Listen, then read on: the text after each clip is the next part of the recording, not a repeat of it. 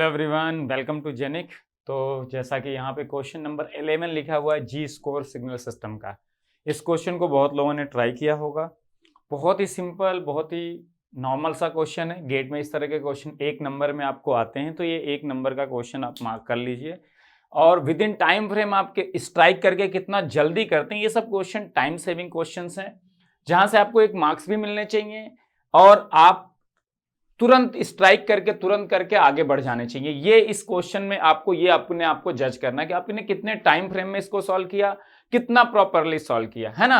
तो अगर आपके बेसिक्स क्लियर हैं तो ये क्वेश्चन 1 से 1.5 मिनट में सॉल्व हो जाना चाहिए था। नहीं सॉल्व हुआ है कोई बात नहीं, सॉल्व हो गया, 5 मिनट से ज्यादा टाइम लगा तो क्यों लगा, उसके लिए एक सोल्यूशन को प्रॉपर प्यारे तरीके से देखिए।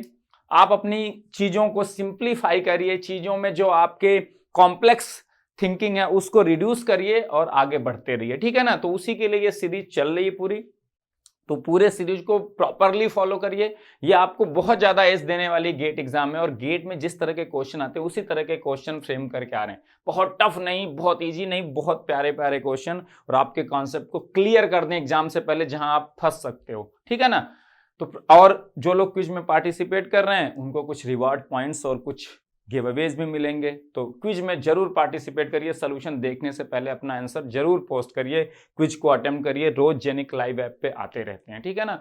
मैथमेटिक्स का भी, कंट्रोल का भी, आपके सिग्नल का भी, एनालॉग का भी, नेटवर्क का भी, तो सबके ट्राई करिए। तो चलिए सोल्यूशन देखते हैं। बहुत ईजी सोल्यूशन है, बहुत थोड़े टाइम में हो जाएगा, अगले 5-7 मिनट में क्लियर हो जाएगा। क्या दिया है, क्वेश्चन को पढ़ते हैं, सॉल्व करते हैं, ठीक है ना। Transfer function of an LCI system is given as h of z is equal to e की power z, then the system will be, options है कॉजल और स्टेबिलिटी के बारे में।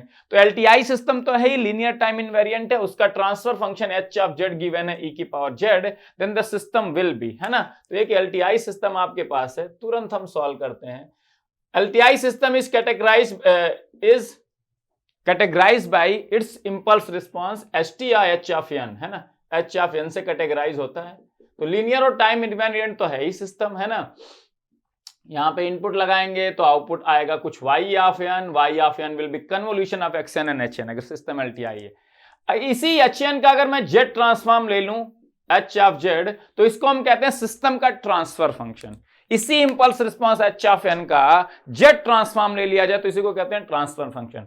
कंटीन्यूअस टाइम सिस्टम होता तो LTI सिस्टम का impulse response h of t होता, उसका लैप्लास ट्रांसफॉर्म ले लेते तो आपको मिल जाता क्या, सिस्टम का ट्रांसफर फंक्शन। तो सिस्टम का transfer h of z given है, आपको काजल और स्टेबल बताना है। तो हम क्या करते हैं, h ऑफ z को लिख लेते हैं। बहुत लोग h ऑफ z देख के घबरा गए होंगे, है ना। सिंपली आपको स्ट्राइक करना चाहिए था, जब भी h ऑफ z का एक्सप्रेशन गिवन हो, हम दो तरीके से जज करते हैं। हमारे पास अगर टाइम डोमेन में जो impulse response h of n है, इसको कहते हैं हम इंपल्स रिस्पांस। अगर h of n less than 0 के लिए 0 है, हमेशा केवल 0 या 0 के राइट में एग्जिस्ट करता है, n 0 या 0 के राइट में एग्जिस्ट करता है hn, तो सिस्टम कॉजल होता है, अदरवाइज सिस्टम नॉन कॉजल होता है। अगर n लेस देन 0 के लिए एग्जिस्ट कर गया h ऑफ n, तो गारंटीड है सिस्टम नॉन कॉजल होगा। ये LTI सिस्टम जिसका इंपल्स रिस्पांस hn है, ये LTI सिस्टम नॉन कॉजल हो जाएगा अगर इसका impulse response h of n less than 0 के लिए किसी भी सिंगल पॉइंट पे एग्जिस्ट कर गया। अगर ये केवल n इज इक्वल टू 0 और n इज इक्वल टू 0 के राइट में ही एग्जिस्ट करता है, तो ये क्या होगा, कॉजल सिस्टम होगा। अगर हम इसको ROC के फॉर्म में जाएं, कई बार आपको ट्रांसफर फंक्शन जेट ट्रांसफॉर्म के फॉर्म में गिवन होता है। अगर इसका मुझे ROC पता हो, तो उन्होंने कुछ नहीं बोला, ROC के बारे में बोला नहीं। अगर h ऑफ z का ROC पता होता, और h ऑफ z का ROC किस नेचर का होता, राइट साइडेड नेचर का, इंक्लूडिंग इंफिनिटी, है ना। अगर ROC राइट साइडेड नेचर का या आउटवर्ड डायरेक्टेड यहां पे होता है, आपने पढ़ा होगा जेट ट्रांसफॉर्मेशन में, अगर ROC आउटवर्ड डायरेक्टेड नेचर का इंक्लूडिंग इंफिनिटी सर्किल होता, तो हम कहते हैं सिस्टम कॉजल है। कॉजल के बारे में यह है, तो हम पहले कॉजल और नॉन कॉजल चेक कर लेते। ROC तो गिवन नहीं है, तो अगर मुझे hn पता हो या h ऑफ z का ROC, इन दोनों चीजों से मैं कॉजलिटी है और नॉन कॉजलिटी के बारे में बता सकता हूं किसी LTI सिस्टम के। LTI सिस्टम कॉजल है या नॉन कॉजल। तो मैं यहां देखो, अगर e की पावर z को एक्सपैंड कर दो, यहां ROC नहीं पता है तो कोशिश करो, देखो क्या होता है, सोचने की करो, थोड़ा कोशिश करो। e की पावर z को अगर मैं एक्सपैंड कर दूं तो e की पावर x क्या होता है, upon factorial 1, z square upon factorial 2, z cube upon factorial 3 plus dot dot dot dot. अगर इनवर्स जेड ट्रांसफॉर्म लूं तो मुझे एच ऑफ एन मिल जाएगा, और बहुत इजीली मिल जाएगा बेटा। 1 प्लस जेड की पावर 1 का इनवर्स जेड ट्रांसफॉर्म होता है delta n plus 1। Delta n का होता है Z transform 1, delta n plus 1 का क्या होगा, जेड की पावर 1 फैक्टोरियल 1 तो है ही, जेड स्क्वायर का delta n plus 2 upon factorial 2, delta n plus 3 upon factorial 3 and so on dot dot dot dot dot. अगर ध्यान से देखो तो ये आपका आ गया इनवर्स जेड ट्रांसफॉर्म। बहुत सिंपल सा, बहुत सिंपल क्वेश्चन था, जिसने थोड़ा सा एक्सपेंड किया उसको आ गया। आपको पता है डेल्टा एन का जेड ट्रांसफॉर्म होता है, और शिफ्टिंग प्रॉपर्टी क्या आती है, अगर एन प्लस एन नॉट करते तो जेड की पावर एन नॉट से मल्टीप्लाई होता है इंटू 1, और delta n minus n naught करते तो जेड ट्रांसफॉर्म जेड की power minus n naught into 1। तो यहाँ जेड की पावर 1 है तो यहाँ एन नॉट की वैल्यू 1, स्क्वायर है तो 2, क्यूब है तो 3। अब अगर ध्यान से देखो तो HN हो क्या गया है, अगर HN को आप ध्यान से देखो तो HN does exist for n less than 0, क्योंकि डेल्टा n प्लस 1 कहां एग्जिस्ट करेगा। तो देखो अगर आप देखोगे ध्यान से, है ना, और 1 का इनवर्स जेड ट्रांसफॉर्म तो डेल्टा n होगा, है ना, 1 का, तो n इज इक्वल टू 0 पे एग्जिस्ट कर रहा है। n इज इक्वल टू 0 पे इंपल्स की वैल्यू कितनी है, वेल n प्लस 1 पे इसकी वैल्यू 1 अपान फैक्टोरियल 1, ये भी 1 है ना। डेल्टा एन प्लस 1 कहां एग्जिस्ट करेगा, n is equal to minus 1 पे। डेल्टा एन प्लस 2 कहां एग्जिस्ट करेगा, n is equal to minus 2 पे, और इसका एम्पलीट्यूड कितना पहले से कम हो गया, कितना है 1 अपान फैक्टोरियल 2 का मतलब 2, है ना। डेल्टा एन प्लस 3 कहां एग्जिस्ट करेगा, n is equal to minus 3 पे, और इसका 1 upon factorial 3 that is 1/6। n is equal to 4 पे अगर देखोगे डेल्टा n प्लस 4 अगला आएगा, n is equal to minus 4 पे एग्जिस्ट करेगा, and 1 upon factorial 4 that is 1 upon 24, so on. ये आपका एच ऑफ n आ गया, है ना, एच ऑफ n आपने प्लॉट कर दिया, है ना, एच ऑफ n। सो देखो HN LTI सिस्टम का जो इंपल्स रिस्पॉन्स है, it exist for n less than 0। n is equal to minus 1 पे भी एग्जिस्ट कर रहा है, माइनस 2 पे, माइनस 3 पे, तो it exist for n less than 0। जबकि कॉजल होने के लिए n या HN should be 0 for n less than 0, है ना, कि n minus 1, minus 2, minus 3, n की जितनी निगेटिव सैंपल वैल्यूज हैं उन सब पे HN की वैल्यू अगर 0 होती, केवल HN एग्जिस्ट करता 0 या 0 के राइट में, है ना, n is equal to 0 point या 0 के राइट में एग्जिस्ट करता, तो कहते हैं हम ये कॉजल सिस्टम है, ये गिवन LTI सिस्टम। बट जैसे HN n लेस देन 0 किसी एक सिंगल पॉइंट पे भी अगर एग्जिस्ट कर गया HN n लेस देन 0 के, तो वो नॉन कॉजल हो गया। अगर h ऑफ माइनस 1 नॉन 0 हो गया, बाकी h of minus 2, h of minus 3, h of minus 4 zero भी क्यों ना हो, h ऑफ माइनस 1 नॉन 0 होते ही सिस्टम नॉन कॉजल हो गया। तो अगर HN जैसे ही नॉन 0 हुआ for n less than 0, n less than 0 में माइनस 1, माइनस 2, माइनस 3 बहुत सारे पॉइंट्स हैं, तो n लेस देन 0 में किसी सिंगल पॉइंट पे भी अगर HN नॉन 0 हो गया तो सिस्टम नॉन कॉजल। अगर n लेस देन 0 सारे पॉइंट पे HN 0 है और एग्जिस्ट कर रहा है केवल HN 0 या 0 के राइट में, तो ही सिस्टम कॉजल होता। तो यहां n लेस देन 0 के लिए HN एग्जिस्ट कर गया, सिस्टम नॉन कॉजल तो हो ही गया। आपको बड़े इजीली आ जाता अगर ये मन में कर सकते थे, नॉन कॉजल। अगली चीज देखते हैं स्टेबिलिटी। अब देखो स्टेबिलिटी के लिए HZ का अगर मुझे ROC पता होता तो देखो दोनों तरीके से कर सकते हैं। HZ के ROC में अगर यूनिट सर्किल इंक्लूड होती है, यूनिट सर्किल इंक्लूड होती है mod Z is equal to 1, तो हम कहते हैं ये LTI सिस्टम स्टेबल है। या अगर LTI सिस्टम का impulse response h of n पता है, और अगर ये h ऑफ n एब्सोल्युटली समेबल हो, एब्सोल्युटली का मतलब मॉड ऑफ HN को सम करें हम, है ना, केवल HN को ऐड करें n माइनस इंफिनिटी से इंफिनिटी, तो उसको कहते हैं समेबल, है ना। अगर वो समेशन आ जाए एब्सोल्युटली समेबल, एब्सोल्यूट इंटीग्रेशन का क्या मतलब होता है, मॉड वैल्यूज को ऐड करना। तो अगर HN एब्सोल्युटली समेबल हो, एब्सोल्युटली समेबल का क्या मतलब होता है, HN के जितने सैंपल्स हैं सारे सैंपल जो निगेटिव है उनका मॉड लोगे तो पॉजिटिव आ जाएंगे, जो पॉजिटिव है उनको तो पॉजिटिव ही लेना है। HN के सारे सैंपल को पॉजिटिव कर दो, माइनस वालों को प्लस कर दो, प्लस वाला तो प्लस है ही, सबको ऐड कर दो। अगर वो समेशन लेस देन इंफिनिटी आ जाए तो हम कहते हैं HN क्या है, एब्सोल्युटली समेबल। और HN अगर एब्सोल्युटली समेबल है तो सिस्टम कैसा है, स्टेबल सिस्टम है। ये भी एक तरीका होता है ना। एब्सोल्यूट समेशन का मतलब होता है मॉड HN के सारे सैंपल को ऐड करना, है ना, मॉड HN के। तो HN जहां पे पॉजिटिव होगा मॉड ऑफ HN वहां पॉजिटिव ही रह जाएगा। HN जहां निगेटिव होगा, जैसे H ऑफ 0 निगेटिव होगा तो mod of H of 0 positive हो जाएगा। H ऑफ 1 मान लो पॉजिटिव है तो मॉड ऑफ H ऑफ 1 वही रह जाएगा पॉजिटिव। H ऑफ 2 मान लो निगेटिव है तो मॉड ऑफ H ऑफ 2 क्या हो जाएगा पॉजिटिव। तो HN के सारे सैंपल्स का मॉड लेना है, फिर ऐड कर देना। अगर वो समेशन लेस देन इन्फिनिटी आ जाए तो कहते हैं HN एब्सोल्युटली समेबल है, और HN अगर एब्सोल्युटली समेबल है तो सिस्टम LTI सिस्टम स्टेबल है, ये भी कहा जाता है। ये प्रॉपर्टी आपको पता होनी चाहिए। तो इसको एब्सोल्यूट समेशन कहते हैं। मॉड HN के मॉड लेके सारे सैंपल को ऐड करना है। HN के सारे सैंपल का मॉड लेना फिर ऐड करना, इस समेशन को हम कहते हैं एब्सोल्यूट समेशन, है ना, एब्सोल्यूट इंटीग्रेशन या एब्सोल्यूट समेशन।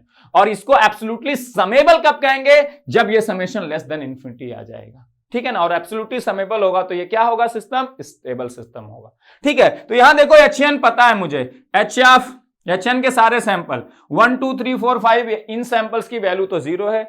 H ऑफ 0 की वैल्यू 1, H ऑफ -1 की वैल्यू 1। तो ये देखो अगर सारे सैंपल का मॉड लेके ऐड करते जाएं, इसका मॉड लेंगे 1, इसका मॉड लेंगे 1 plus 1/2 plus 1/6 plus 1/24 plus dot dot ऐसे घटता जाएगा, अगला 1/120। अगर किसी चीज को, अगर कोई कांस्टेंट चीज को ऐड करते रहो इनफाइनाइट टाइम्स तो समेशन इनफाइनाइट आता है। जैसे मैं 1/2 को प्लस 1/2 को इनफाइनाइट बार ऐड करूं तो 1/2 प्लस 1/2 1, फिर 1/2 3/2, फिर 2, फिर ये बढ़ता जाएगा, और बढ़ते बढ़ते इनफाइनाइट टाइम्स ऐड करूंगा तो इनफाइनाइट आएगा। कोई बढ़ती हुई चीज ऐड करें इनफाइनाइट बार, 1/2 प्लस 1/2 प्लस 3/2 प्लस 2, कोई बढ़ती हुई चीज है वो, तो भी समेशन इनफाइनाइट बार ऐड करेंगे तो इनफाइनाइट आएगा। कोई कांस्टेंट चीज को इनफाइनाइट टाइम्स ऐड करें इनफाइनाइट आएगा, कोई बढ़ती हुई चीज को इनफाइनाइट टाइम्स ऐड करें इनफाइनाइट आएगा। ये सब लॉजिक आपको मैथ को पता होना चाहिए ना। ये देखो 3/2, फिर ये बढ़ता जा रहा समेशन, बढ़ते बढ़ते इनफाइनाइट जाएगा अगर इसी बढ़ते हुए चीज को इनफाइनाइट बार याद करो। लेकिन अगर कोई चीज घटती जा रही, जैसे 1/2, ये घट के 1/4, ये घट के 1/8, ये घट के 1/16, तो कोई चीज घटती जा रही है उसको इनफाइनाइट टाइम्स ऐड करोगे तो समेशन फाइनाइट आएगा। तो देखो यहां पे मॉड ऑफ HN लें,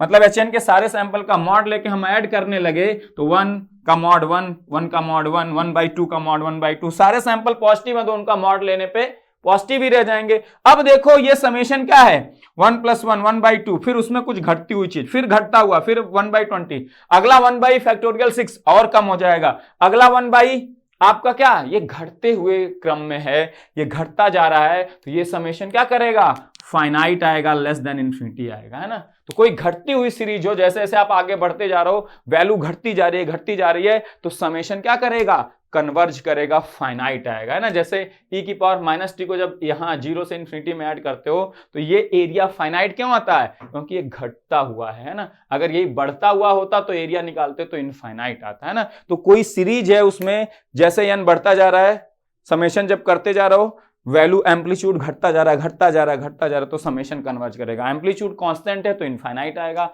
एम्पलीट्यूड बढ़ता जा रहा है समेशन में तो भी इनफाइनाइट आएगा, ये ध्यान रखना। तो ये HN एब्सोल्युटली समेबल है, तो ये स्टेबल सिस्टम है, और नॉन कॉजल तो आ ही चुका, तो B is the correct answer. और यहां से भी देख सकते थे H ऑफ Z को देखो, H ऑफ Z का जो ट्रांसफर फंक्शन अगर ध्यान से देखो, इसमें डिनोमिनेटर में कोई पॉलिनोमियल बन रहा है क्या, सारा पॉलिनोमियल तो ऊपर में बन रहा है, Z की पावर पॉजिटिव है हर जगह। क्या Z डिनोमिनेटर में कोई Z की पावर है क्या, डिनोमिनेटर में कोई पॉलिनोमियल बन रहा है, नहीं बन रहा है, मतलब इस H ऑफ Z में कोई पोल है ही नहीं, फाइनाइट Z प्लेन पे कोई पोल है ही नहीं, क्योंकि कोई पॉलिनोमियल बन ही नहीं रहा है डिनोमिनेटर पॉलिनोमियल। अगर H ऑफ Z को मैं A/Z बाई B/Z के फॉर्म में लिखूं तो कोई B/Z बन रहा है क्या, नहीं, केवल न्यूमरेटर पॉलिनोमियल है, there is no denominator polynomial, मतलब इसमें फाइनाइट Z प्लेन में कोई पोल है ही नहीं।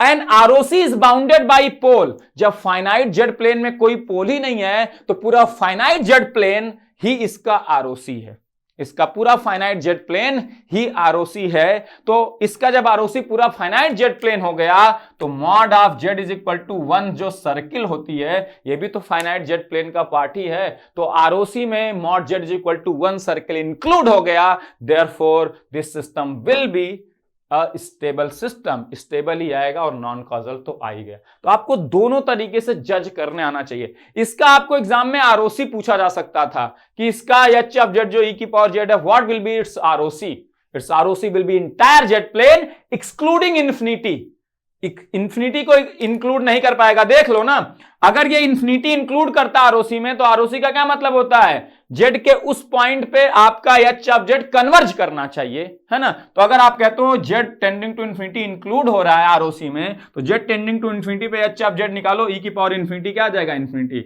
मतलब Z tending to infinity excluded है आरओसी में से।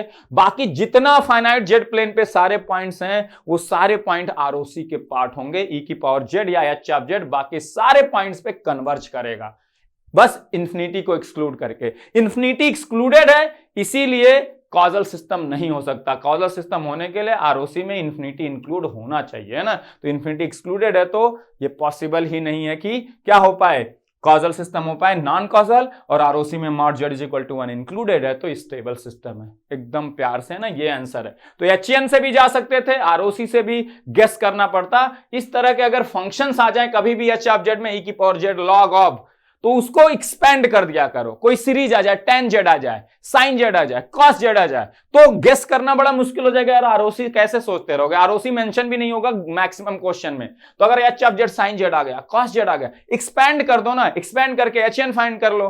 एचएन अगर n लेस देन 0 के लिए एग्जिस्ट कर गया, नॉन कॉजल। अगर n लेस देन 0 के लिए एग्जिस्ट नहीं किया तो कॉजल सिस्टम, दैट्स इट। और फिर स्टेबिलिटी के लिए थोड़ा सा देखो, दिमाग लगाओ, एचएन कैसे नेचर का है, तो एब्सोल्युटली समेबल हो सकता है कि नहीं हो सकता, आरओसी क्या हो सकता है, थोड़ा सा आपको दिमाग ज्यादा लगाना पड़ेगा पूरा जेट ट्रांसफॉर्म का, है ना। तो एक प्यारा सा क्वेश्चन है, बहुत लोग जल्दबाजी में गलती कर सकते हैं, बहुत लोग सॉल्व करके आएंगे, ठीक है ना। तो चलो मिलते हैं फिर नेक्स्ट क्वेश्चन के साथ, बेहतरीन डिस्कशन करेंगे। आप जेनिक लाइव वेब पे क्विजेस ट्राई करते रहो, आपको बहुत ज्यादा हेल्प होने वाली है, बहुत ज्यादा। आपको ये बहुत ज्यादा एज देगा और 5 मिनट में टाइम फ्रेम में इसको कैसे सॉल्व करना वो सबसे इंपॉर्टेंट है। और ये 1-1.5 मिनट का क्वेश्चन है एग्जाम के पॉइंट ऑफ व्यू से, ठीक है। चलो मिलते हैं फिर, थैंक यू वेरी मच।